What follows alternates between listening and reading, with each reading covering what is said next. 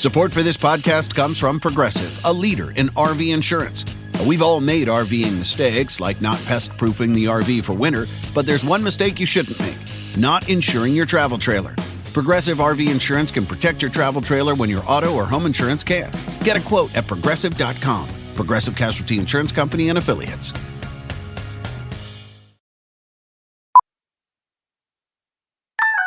I got a line. He got a line. She got a line. We got 4 lines. Cricket Nation. Cue finger guns. Really easy. Super stress-free. 5G so fast, like blazing fast. Games and memes, you'll have a blast. You can get fast 5G across 4 lines. You can get fast 5G across 4 lines. As we discuss, take it from us. We for our one Cricket Nation. And only $25 a line. Welcome to more lines. Welcome to Cricket Nation. Smile, you're on Cricket. Cricket 5G requires a compatible device and is not available everywhere. Discount varies by line. Fees may apply. Terms and restrictions apply. See cricketwireless.com for details.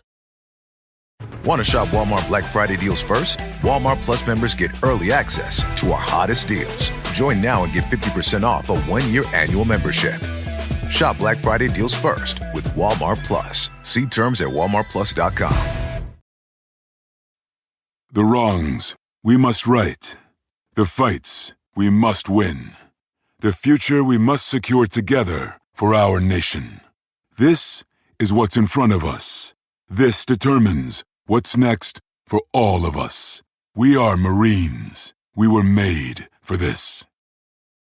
This podcast is brought to you by Kleenex Lotion Tissues. You can't predict sick days, but with Kleenex Lotion Tissues, you can be better prepared for them while helping keep your skin healthy. Kleenex Lotion Tissues moisturize to help prevent skin irritation while you're battling those unwanted cold and flu symptoms. It's extra care when you need it most. Keep relief within reach. Grab Kleenex Lotion Tissues to help avoid the added discomfort of irritated skin during cold and flu season. For whatever happens next, grab Kleenex. Doogie. Sam. Today we're talking about the best football team not named the Detroit Lions. It's Liverpool. Arne Slot's Liverpool, who have stormed the season so far.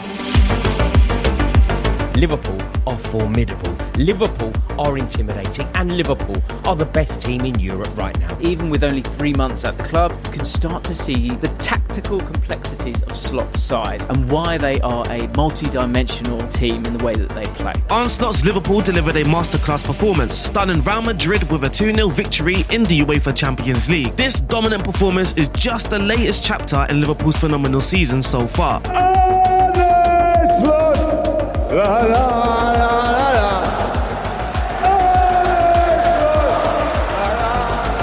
Yes, hello everyone and welcome to another episode of The Truth. I am your host, Sam Tighe. Joining me is my co-host, Doogie Critchley. Hello, Doogie. Hello, Sam. How are we doing? I'm okay, thank you. I got a Lions reference into the introduction this week. First 10 seconds. Yeah, I mean, when you come back to record next week, this will be a Detroit Lions podcast. So that's the rate we are currently going at. And hello to our producer for the day as well, voice of God, Jack Collins. Hello, Sam. How you doing? Yeah, good. I have actually fought off a little sniffle over the weekend. It's rare. Call me a soldier. Call me a soldier. You know, I'm here. So if I do sound a little bit bunged up, I do apologise to the listenership. But Jack, the most important question from me is: did you manage to stay on this island for 7 straight days, or did you feel the need to leave and go somewhere else, as you often do? Well, I had 2 things that made me want to leave the island in recent days. One was that I was at Craven Cottage for Fulham's 4-1 defeat at home to Wolves, which was pretty painful. And the other thing I was doing was I was watching a bit on the news about the protests been going on in London recently. And someone genuinely, unironically said on the television, "British bananas from British farms." And I thought it was time for me to accelerate my move. Yes, let's not go into the politics of it all, but the farming protests have been a bit strange, to say the least. Today we're talking Liverpool. We've just watched them beat Southampton 3-2. Absolute thriller. Seems to be a lot of those being served up in the Premier League at the moment. I'm struggling to recall a more even-looking Premier League for a while, which is making for a lot of very good games. Look, we've not yet seen Liverpool play Real Madrid, and we've obviously not seen them play Manchester City as a result. So we're recording on the Tuesday evening, and we're looking ahead to what is essentially a massive week for them now. I'm not suggesting they have anything to prove, but they're top of the Premier League, and as it stands, they're top of the Champions League. If they were to go ahead and beat Real Madrid and Manchester City, I think there would be no doubt in anybody's mind what we are looking at here. So, Doogie, considering what happened at this club over the summer, for them to be in this position feels quite remarkable, doesn't it?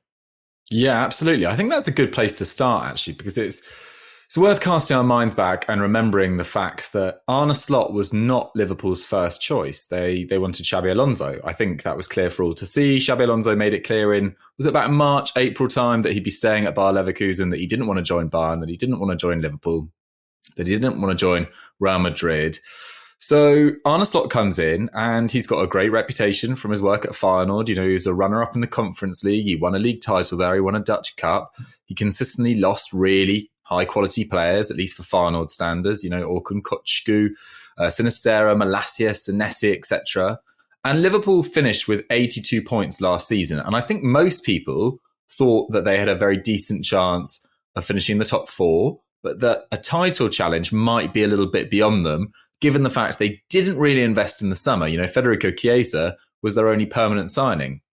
Mamardashvili will come in 2025. So to see them win 16 games out of 18 at the start of this season, whilst averaging 2.3 goals per game, is just remarkable. And Arne Slot's win percentage, and admittedly it is early days, now stands at 89%. Klopp's in far more games, obviously, was 61%.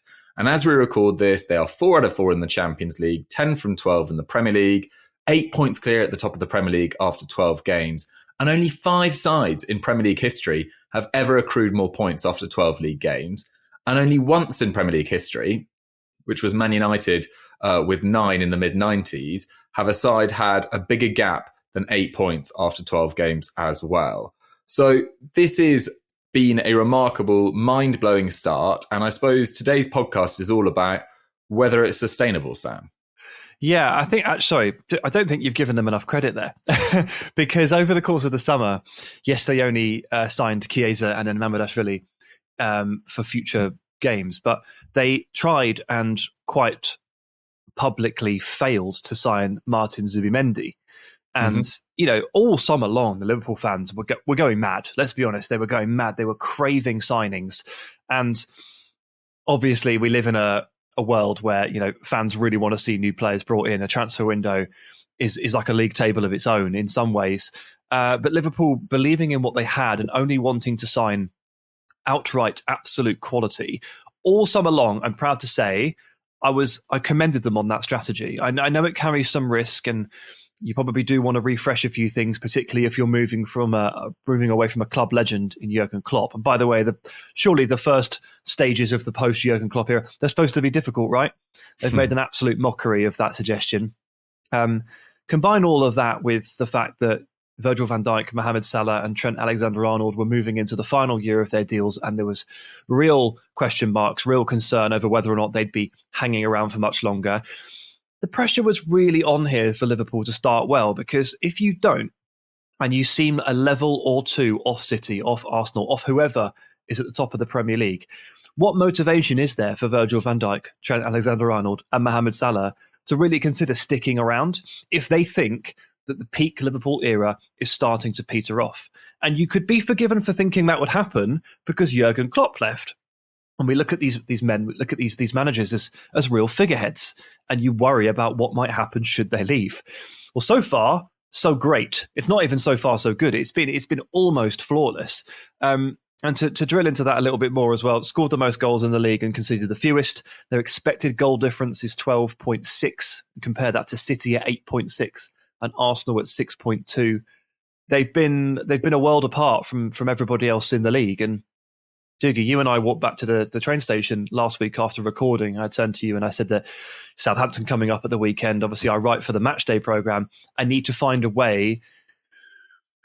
weakness in Liverpool to write about, because I have to put something in there about how Southampton can find some joy. And I'm sure you remember I was looking at you and I was almost pleading for you to give me the answers, because I certainly couldn't find them. We both missed it. The answer was give it to Tyler Dibbling and let him run.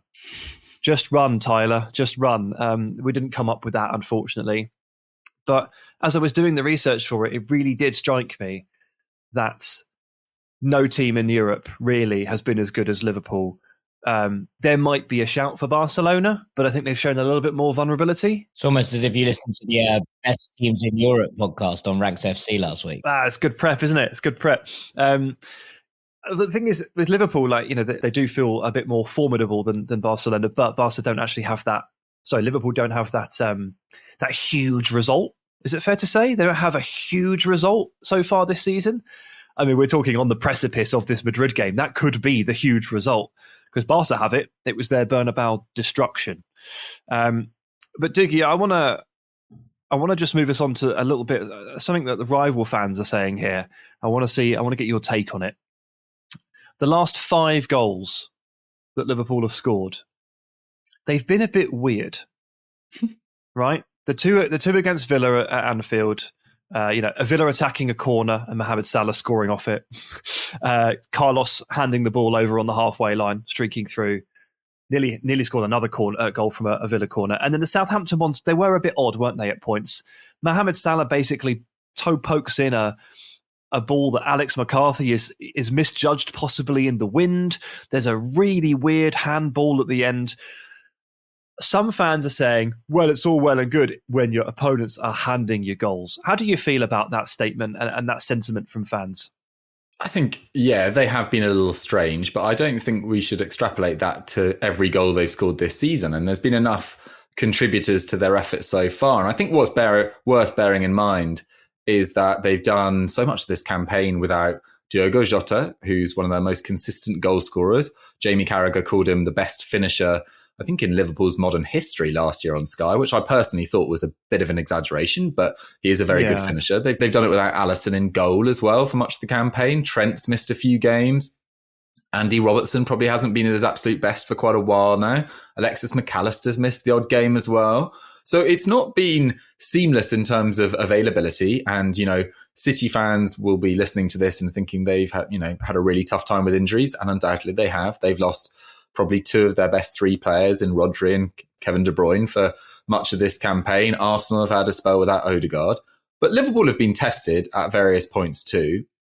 And I think while you might say that they haven't always completely thrilled in terms of entertainment level compared to previous Klopp teams, has just taking their foot slightly off the accelerator and slightly moulding their style of play, which I'm sure we'll get onto, created a more controlled environment to consistently pick up points. And, at the moment, it's 4 forwards, because Jota's been out, that are consistently scoring goals. And then at the other end, really, really solid defensive work. Only 8 goals conceded so far. That's only topped by Juventus and Bayern Munich in Europe. And in terms of their expected goal difference per 90, when compared against the rest of the sides in Europe, they're 5th. And of course, most Liverpool fans will be like, what does that mean? We're not the 5th best side. I'm not saying you are the 5th best side, because the Premier League at the top is particularly competitive. And actually throughout the league, barring the bottom 5 sides, it feels particularly competitive this year. There's some very, very good sides that are even around mid-table, lower mid-table this year. So for them to be 5th in Europe for expected goal difference per 90, creating over 1 more goal than they're expected to concede, is pretty solid. And the next best on that ranking is Spurs on 0.73. So there's a big gap between Liverpool and even Spurs at the moment, and Spurs aren't anywhere close to challenging for the title. So I applaud their consistency so far. But yes, it does feel like this is a week where we'll really get to grips with where they're at. And I don't want to delve too much into Real Madrid, who have a number of injury issues, because you guys have obviously known the results of that game. But if I was Arne Slot, I'd be focusing more on the Man City game. I think this is such a good opportunity to open up what feels like a bit of a chasm after 13 games to be 11 points clear. I think that's really difficult for any side to get back from, let alone a side that's missing so many of their key players. Yeah, and to turn that back to Liverpool as well, you're right to point out that Alisson's not been around. Keller has been absolutely fantastic. They've worked Tsimikas into left back to give Robertson a bit of a rest and try to pump him up a little bit. Although Tsimikas is apparently injured for a little spell now as well. So the tests have not been as serious as maybe City have faced. I saw Guardiola basically pleading for his play, like, give me my players back. It looked quite desperate. But that's the situation they're sort of in at the moment. Just on the weird goals front, maybe it's a purple patch for Liverpool to just be scoring in bizarre circumstances. But whenever you see this sort of thing happening consistently, what you need to understand is that there are teams out there like Liverpool who actually it's the way they play and the gravitas that they have that actually create those very strange little scenarios. And at the weekend, I was watching Arsenal play Forest, and I watched Thomas Partey's goal. And if you were wondering why on earth Thomas Partey was in like 8 yards of space on the edge of Forest box, it's because they were all so obsessed with Saka and Odegaard that they all forgot to mark the others. And great players have a strange way of creating ripple effects on games. And the ripple effects that come off Mohamed Salah, the weird stuff happens around him, but it's a compliment to him. It's because he's so feared, so venerated. He creates these people act strangely around them, and it's a mark of a very good team. It's not just fortune. So I don't love that suggestion from rival fans. I think it might be a bit of copium at the moment because, let's be honest, no one really thought Liverpool would be in this situation.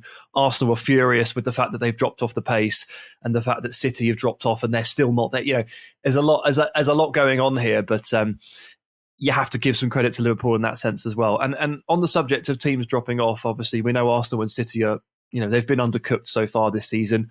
There's been another suggestion that Liverpool are, they're doing great, but the other two have dropped off. Guys, Liverpool are running at 2.6 points per game. The best mark since Liverpool in 2019-20 when they hit 99 points. They are running at a 100-point rate. Okay, so it doesn't matter what everybody else is doing. It's irrelevant. If they were to continue this form, they'll basically get 100 points. So that is how good they have been so far, regardless of just about everyone else. But I want to move on to sort of why they've been so good. There'll be some people listening, I think, that maybe won't watch the Premier League out of habit and maybe surprised to see that they are now the rising force. So why are they so good, Doogie? There's loads of ground to cover here. I'll give you first stab at one of the reasons why.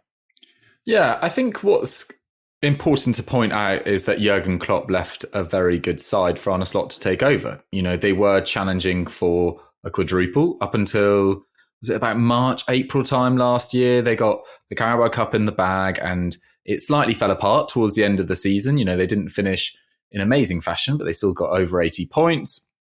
And Jurgen Klopp deserves an amazing amount of respect. I've put it out on social media myself, just asking a question about where Liverpool fans feel Jurgen Klopp's legacy would be at if Arne Slot wins a title in his first year. And most of them just came back with Paisley Shankly.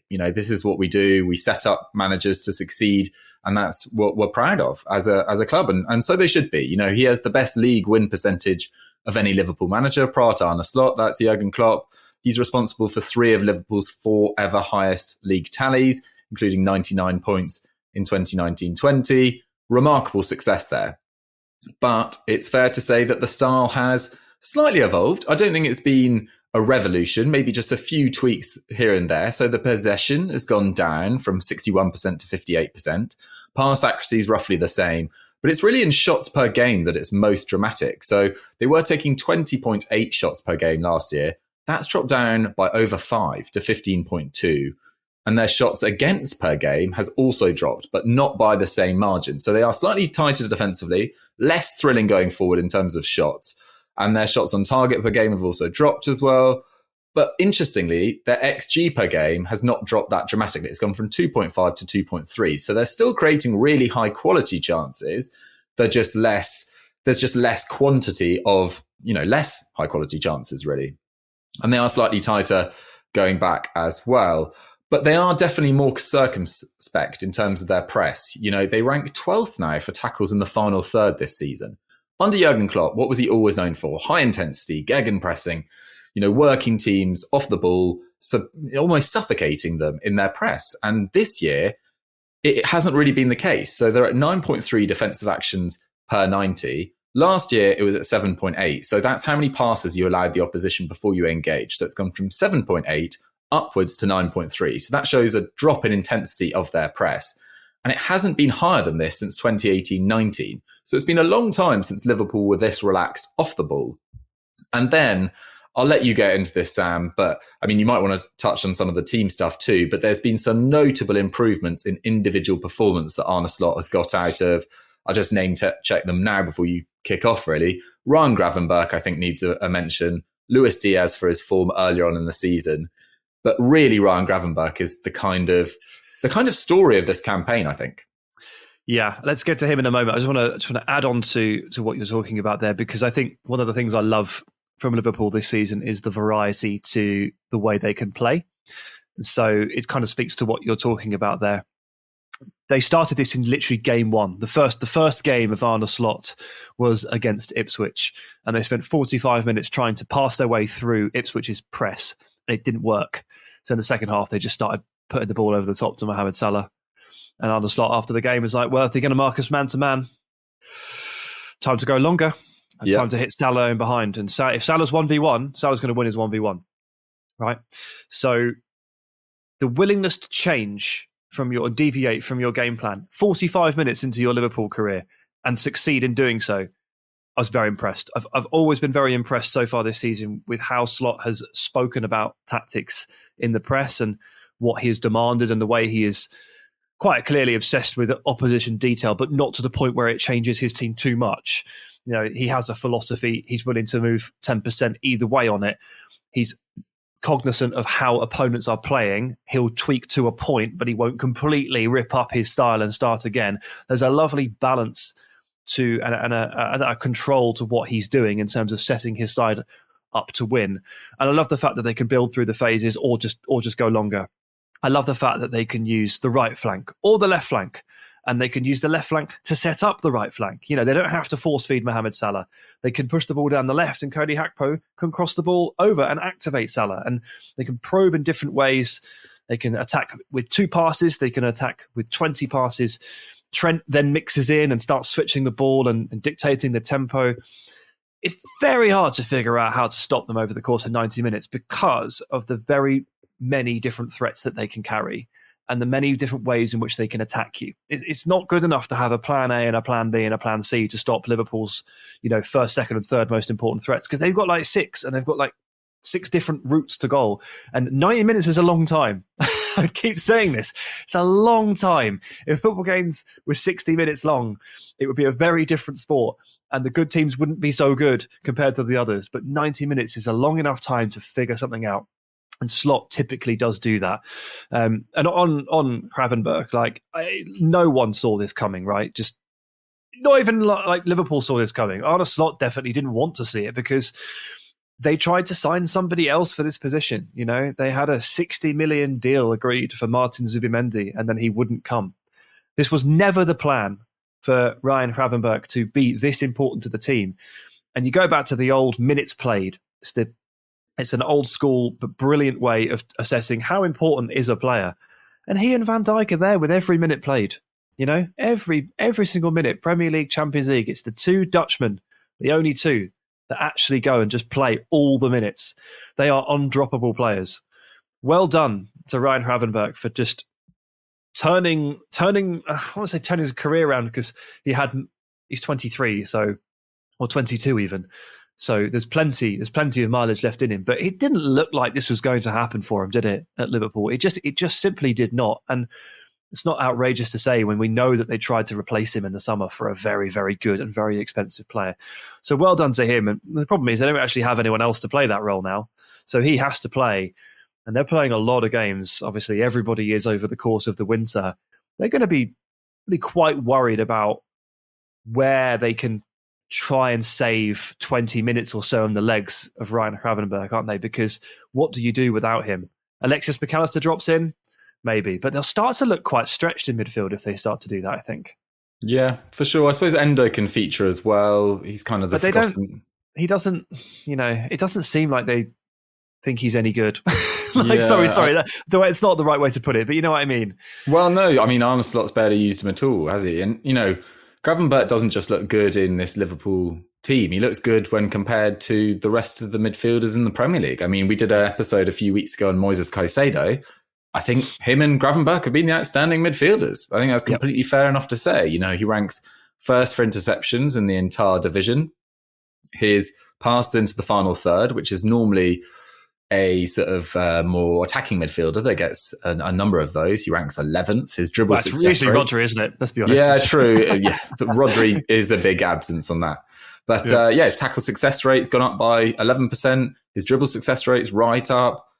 And, he's really, I think you are right to say he's kind of turned his career around, because it wasn't just a difficult first season at Liverpool. He struggled at Bayern Munich as well.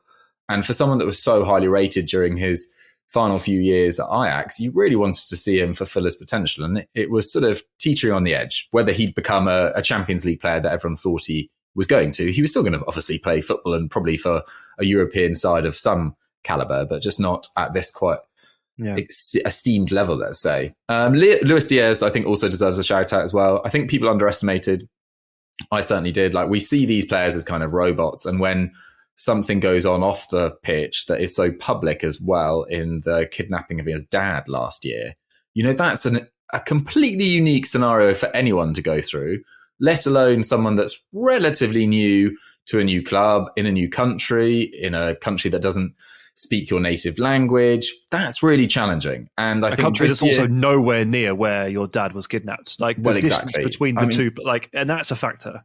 For sure. And you can't imagine how isolating that would be. And it's clear that Arne Slot has got more out of him than Jurgen Klopp was able to last year. And that's not even meaning, that sounds like a slight on Jurgen Klopp. I just mean circumstances have aligned for Luis Diaz to have a much better campaign so far. He's contributed 7 goals and assists in 12 league games. He only contributed 13 in the entirety of last year. And then something we'll probably get onto, well, I know we'll get onto, Mo Salah. He's always been ultra consistent. He's always been amazing at staying injury free. But this year, he just seems more clinical than ever. His shots per 90 are at the lowest of his Premier League career, but his accuracy in terms of shots on target is the best of his Premier League career.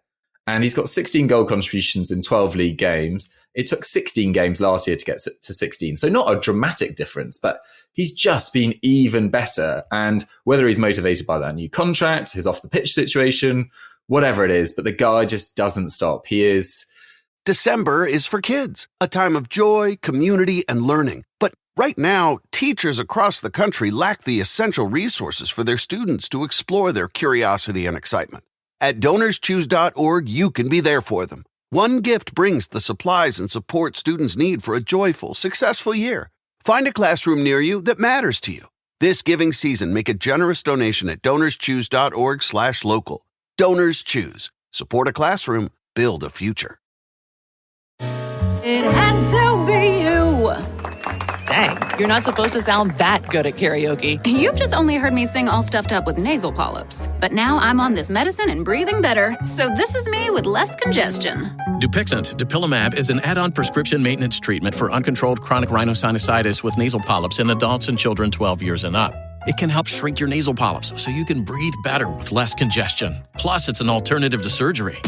Oh, this is your song! Wish I was singing after Congested You. Severe allergic reactions can occur. Get help right away for face, mouth, tongue, or throat swelling, wheezing, or trouble breathing. Tell your doctor right away if signs of inflamed blood vessels like rash, chest pain, worsening shortness of breath, tingling, or numbness in limbs. Tell your doctor of new or worsening eye problems like eye pain or vision changes, joint aches and pain, or a parasitic infection or asthma. Don't change or stop steroid, asthma, or other treatments without talking to your doctor. Do more with less nasal polyps. Ask your doctor about Dupixent. Learn more at Dupixent.com or call 1-844-DUPIXENT. Support for this podcast comes from Progressive, a leader in RV insurance. We've all made RVing mistakes, like not pest-proofing the RV for winter, but there's one mistake you shouldn't make: not insuring your travel trailer. Progressive RV Insurance can protect your travel trailer when your auto or home insurance can't. Get a quote at Progressive.com. Progressive Casualty Insurance Company and Affiliates.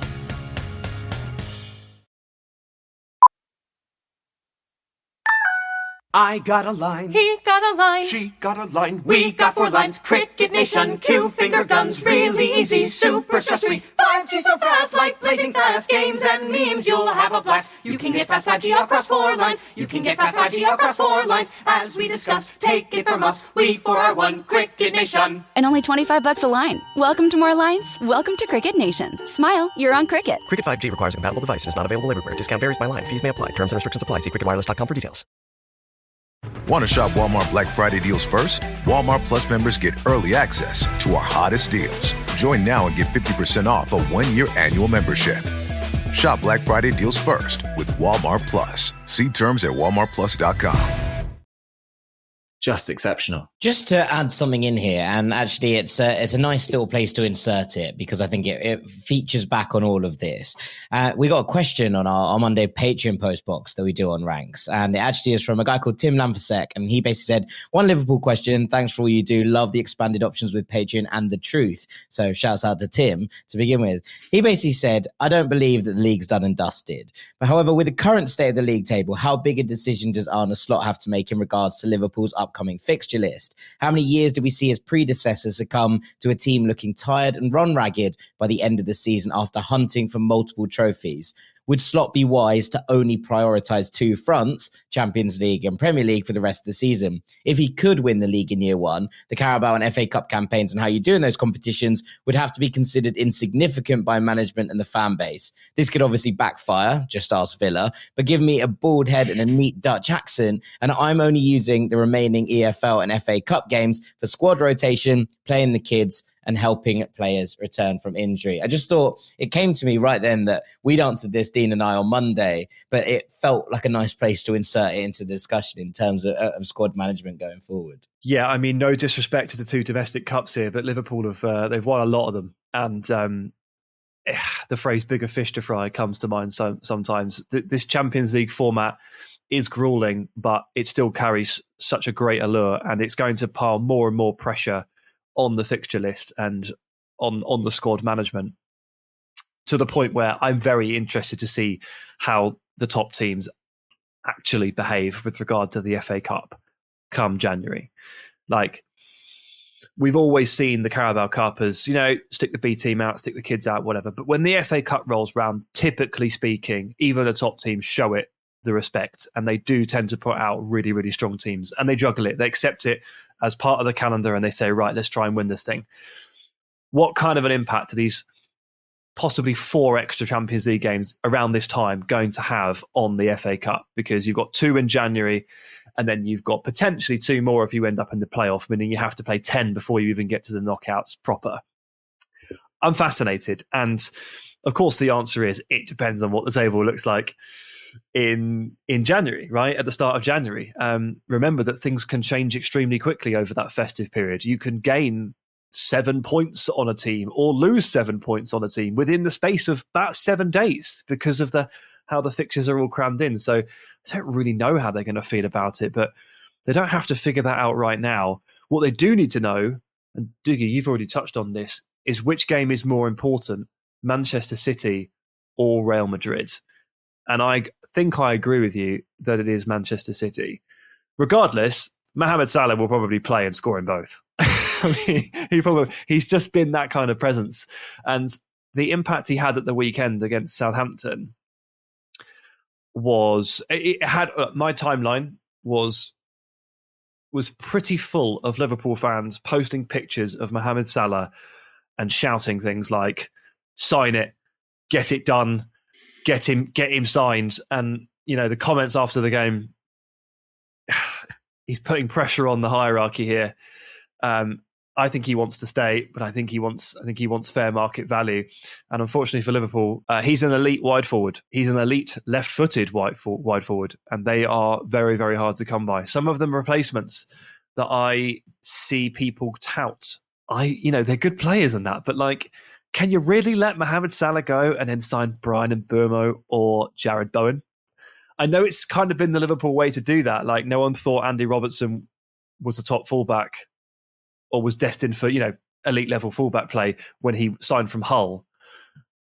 But still, replacing Salah is really tough. But before we go to those questions, actually, and we will dig into that a little bit more along with Virgil and Trent, I just realised that we've shouted out a lot of Liverpool players here, and we haven't really given the defenders actually very much credit. So I just want to say that I think Ibrahima Konate is playing at a level this season that pretty much marks him out as one of the best in Europe.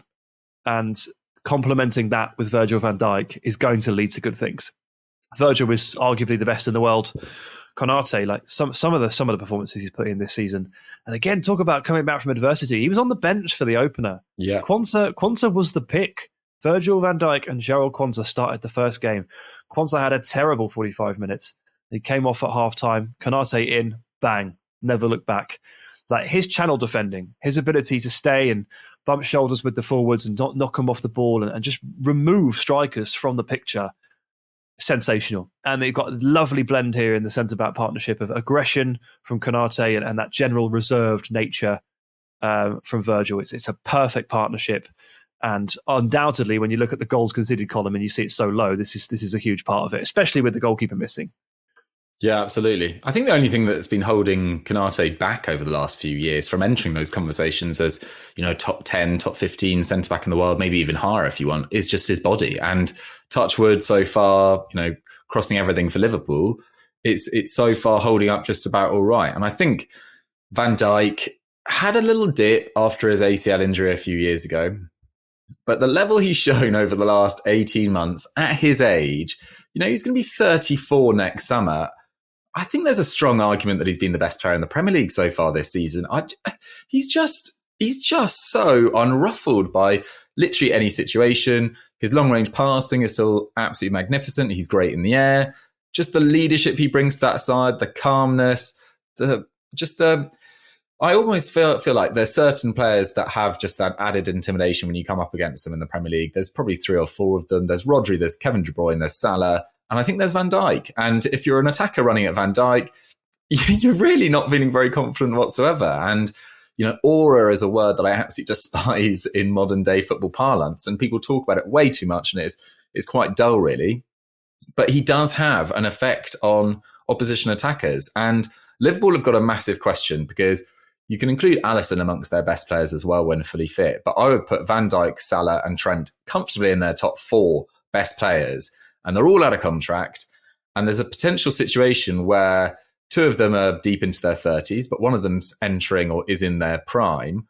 And if you lose all of them, you are looking at, I don't know how to replace them adequately, maybe 250, 300 million pounds, which Liverpool just won't be able to do on 3 players. So especially with 2 of them leaving, well, all of them leaving for free. So no money coming in. So there's a serious situation there.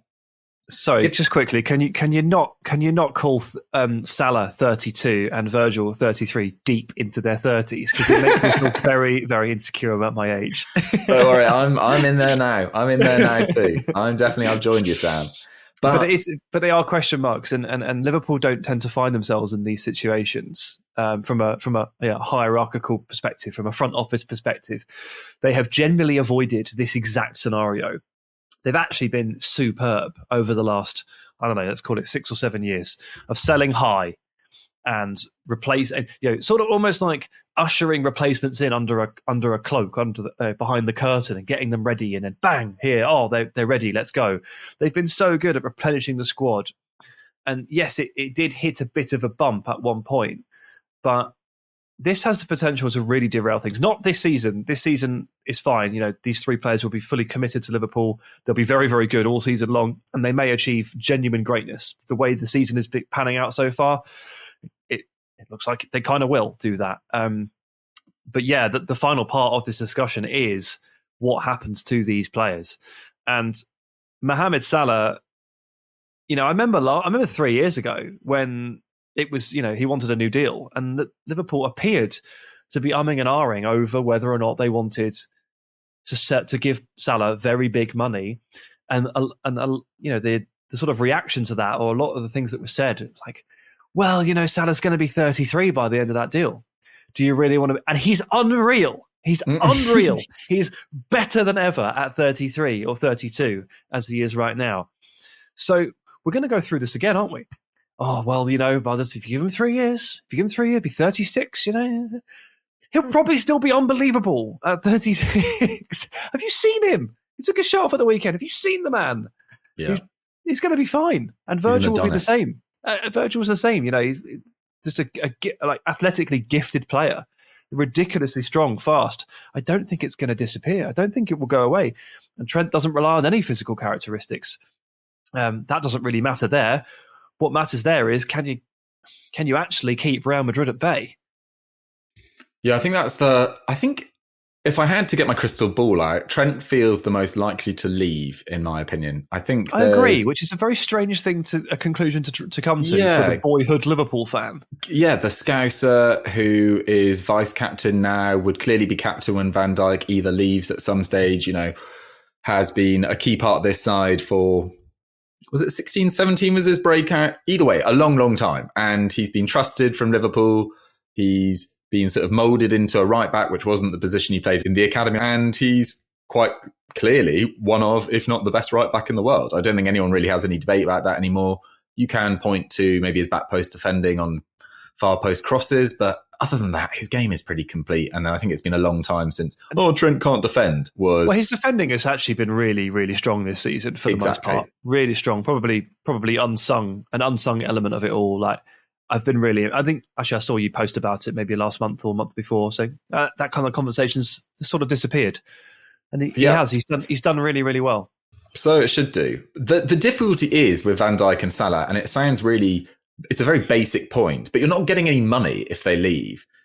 So in my opinion, it makes more financial sense to give them 3 years at whatever they really want to ask for, rather than spend 80 to 100 million pounds on each of their replacements, whose salaries you'll have to then pay for the next 2-3 years as well. The idea of losing all three in a summer is unthinkable, especially given the level that they're at right now, where we are talking about the best team in Europe or the second best team in Europe, as we discussed at the top of the pod. How far would that set them back? Years, genuinely years, at a time where Man City, who knows what's going to happen with their court case? Arsenal haven't found the consistency yet to challenge this season. Maybe they'll get it together in the next part of the campaign, but at the moment it feels like a great time for Liverpool to really kick on. And losing their captain in Van Dijk, losing Salah, their best player, their most consistent attacker by a distance, the Premier League's most consistent attacker by a distance over the last 5, 6, 7 years, is kind of unthinkable and would cost so much money. And in particular, in the case of Salah, right wingers right now, I think, are really few and far between of real top quality. You look at Bukayo Saka, maybe Lamine Yamal, well, definitely Lamine Yamal, but neither of those players I can see joining Liverpool this summer. I think that's kind of unthinkable. No. You've missed the chance to sign Michael Olise this summer. I don't think he's going to leave Bayern this summer. So you're going down a rung, I would say. And yes, you could maybe get Rodrigo from Real Madrid, but is he Mo Salah's level? Nowhere close at the moment. Could he be one day? Maybe, but it really doesn't feel like that at the moment. I really like Rodrigo, but he's just not at that level. I've seen people talk about Takefusa Kubo, who I love as a player, but that is such a huge drop down. Like, no way. So no way. I really don't know what you do if Salah leaves. I think Van Dijk is more replaceable because I do think there are a number of very, very good centre-backs that wouldn't cost as much money as the potential Salah replacement. But there's no guarantee there something either. That I'd want to be considering. That's dicey stuff. I mean, what's the best case scenario there? You sign like Alessandro Bastoni and he hits it off. Great, but he's not as good as Van Dijk anyway. So yeah, again, it's an easy decision from my perspective for Liverpool. I know, it's not. We have to consider salaries and the cost of these things on a weekly basis. We try to have a very honest conversation about that. It's not just about transfer fees, but they're going to blow through £200 million over 5 years replacing these players, and they might not even be as good. They might spend £200 million to get weaker. You say that they might not be. They almost definitely. I put a 99% chance on any Van Dijk and Salah replacement not being as good. Yes, yeah, that's probably fair. They're two players right. They're Premier League greats. They are, and one's a left-footed right winger, which is really hard to find, that scores tons of goals, and the other one is like possibly the best centre back in the world. So also hard to replace.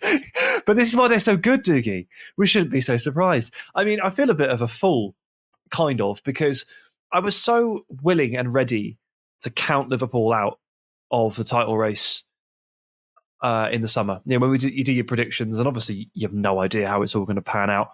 I think a few of us, certainly I did, I sensed City's potential stumble and I thought there was an opening. But obviously I thought Arsenal were the ones stepping into it. I did not think that the post-Klopp Liverpool, with no major signings, having been publicly rebuffed by Zubimendi over the course of the summer, I did not think that team, that setup, And that manager would then storm out into this kind of lead and just make mincemeat of basically everybody they come across.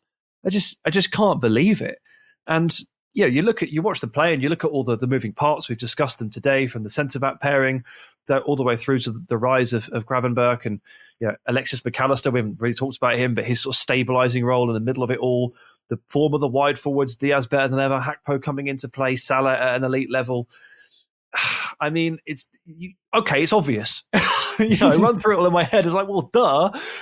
But it wasn't. It was not. And that's just, I want to finish off by just reiterating what a stunning job Arne Slot has done so far in just kind of like pushing all of that Klopp legacy aside in a very healthy way, doing things his own way, doing things with versatility, with balance, with flexibility, but having a core strategy, getting everybody on side, and the results of the performances have been sensational. If there's one knock, they're not as good away from home. They are a bit funny away from home, and they've cut it quite fine. But there's no team that are perfect away from home. Oh, there is. The Detroit Lions obviously have won every single game on the road. Sorry, and we're back to where we began. We're back to where we begin. Hey, it's still football technically, but I can't praise Liverpool enough. And part of this podcast, the idea often is that we try to ascertain what the truth on the matter is, and we often try to end up in the middle because that's usually where the truth is. But in this case, I just don't know where else you can go here. Yeah, absolutely. I think just a final point from me, just on Slot's character and what he's spoken about in the media as well. I think he hasn't really put a foot wrong media-wise. The respect he's paid to Jurgen Klopp, the fact that he is just kind of going game by game, the lack of interest he's got in kind of celebrating himself at the end of every game. That's not a sort of hidden dig at Klopp. I really loved Klopp's passion. I love the way he interacted with the fans. I know it wound some people up, but I really, really did enjoy that. But I love Slot just not making it about him whatsoever. Quick clap to the fans, get down the tunnel, says all the right things, and has just been super, super impressive. And I still think people can't really believe where we're at with the Premier League this year. There's weird stuff going on throughout the table. The fact that Wolves have nearly scored the same amount of goals as Arsenal. I think Brentford have scored the same amount as Man City. There's just bizarre stuff going on, but it's been a lot of fun. But the one thing that seems pretty constant at the moment is that Liverpool are an incredibly good side. And I'd be very surprised if they weren't in the title conversation in May now, because this start is almost unprecedented. What did we say at the start? 5 sides in Premier League history have picked up more points at this stage. Just kind of a closing one from my perspective, I suppose. There's 2 things that you've mentioned in sort of recent moments that I think are worth noting. One, we talked about all of those goal threats, right? From deep in midfield, from the wide forwards, and from whoever's playing at centre forward as well. There's been goal threats all over. A couple of weeks ago, we talked about City, right? And we talked about the fact that actually they were failing to find goals from different areas of the team, and it was over-reliance on Erling Haaland. And when that avenue was shut down, City weren't finding it. That's my main thing where I'm like, who am I picking as a Premier League title favourite right now? I look at those 2 teams and I'm like, one of them is going to outscore the other. And that team is Liverpool, because there are goals coming from all over the place. And that's kind of where I've come to a conclusion on it. And I think it's easy to say that now at 8 points ahead, but I was having this discussion 2-3 weeks ago before the entire collapse fell in on itself, if you will. The other thing is about Slot. And I think you're absolutely spot on, Dougie, in that there was a lot of passion and a lot of love. And Jurgen Klopp has kind of ignited that love affair between fans and team. And the passion mattered so much at that point. But there was probably a point at the end of last year where you're like, okay, every game feels a bit like a final for Liverpool. And especially as you're going towards the end of that Klopp era, totally natural, there's no criticism here. But when it comes from a place of, this is his last game in the Carabao Cup, this is his last game in the FA Cup, every single one of them feels like it has such dramatic effect. And we've talked about Arsenal with that in recent years and feeling like every game's on a knife edge and every game's a final. It's not sustainable. What I love about Slot is how calm he is with all of it. And actually those manners, and he dropped one earlier this week in terms of his press conferences. And obviously Mohamed Salah gave that interview, is that right now I feel more out than in. And Slot was asked about it. And his response was, there are lots of things going on behind the scenes. In terms of my team selection, Mo Salah is more in than out. And I just thought it was a perfect response. I was like, that is just exceptional. Like management of the media, just calming down a situation, trying to put it into the background and let it be in the quiet. It just was brilliant, I thought. And he's been doing that all season long. He's always been a brilliant communicator. It was the one thing that came across when he came across from Feyenoord. When you read all of these articles and spoke to people, they were like, he's just such a brilliant communicator in terms of making messages simple. And I think that that's showing week in, week out with Liverpool in the way that they just managed to find a solution and that the messages aren't complicated. They're just finding a way. I think so much of this needs to be given to Slot as huge, huge credit. Yeah, and that little comment as well, it's very clever. It's also just a very subtle reminder that he does the team and that's it. Like he's kind of telling you, don't ask me about Salah. It's not my decision. It's not my area. Don't ask me about stuff. Ask me about the team because Salah's in it. I pick him. So again, just sidestepping issues without making them big deals. It's all very impressive. I spent most of the day when I was researching this podcast convinced that I'd never actually seen Arne Slot manage a game because I didn't watch much Feyenoord. And then I remembered, because you mentioned at the start of the pod, Doogie, that he's obviously lost a Conference League final. I was at that game. You were there. So, yeah.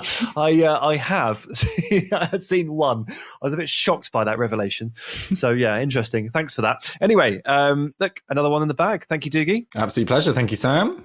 Thank you, Jack. Thank you, Sam. Always a pleasure.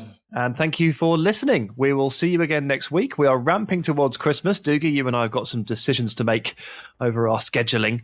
And I believe we've been signed up to a sort of post-box style Patreon Ask Us Anything, very dangerous ground to be treading over on the Ranks Patreon. So look out for that if you're listening to this and you are looking forward to that, because someone asked Jack if it was possible. And I think we've said yes. So yeah, we're down for it. Let's do it. Yeah, steal yourself. Christmas few beers and all that. Few beers. Yeah. My solution to everything. Right, cool. Let's get out of here. Nice one, everyone. See you next week.